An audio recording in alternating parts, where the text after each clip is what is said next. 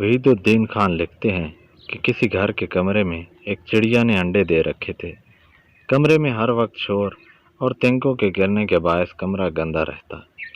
ایک دن گھونسلے سے انڈا گرا جس سے فرش میلا ہوا اور گھر کے مالک نے غصے سے گھونسلہ باہر پھینک دیا۔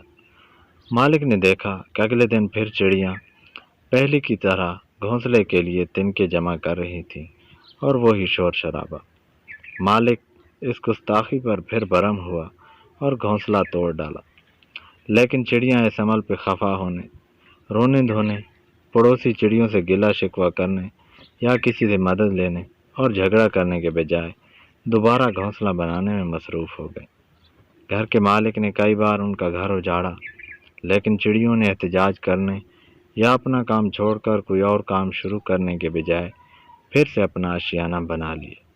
آدمی کی نفرت کا جواب چڑیوں کا صرف خاموش عمل تھا۔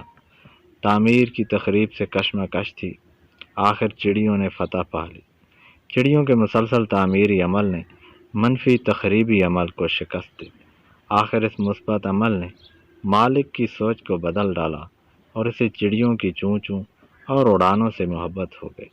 گھر کے مالک کو سب سے بڑا پیغام معصوم چڑیوں نے یہ دیا کہ دشمن سے جنگ اور نفرت کا معاملہ نہیں کرنا چاہیے، بلکہ آپ اپنے عمل اور مقصد میں وقت اور قوت ضائع کیے بغیر لگے رہیں۔ آخر کامیابی آپ کو ہی ملے گی اور دشمن شکست بھی تسلیم کر لے گا۔ اگر آپ دشمن کی دشمنی پہ اتر آئے تو وقت، دولت، محنت، عزت، آرام، بدنامی، حتیٰ کہ جانی نقصان بھی اٹھانا پڑے گا۔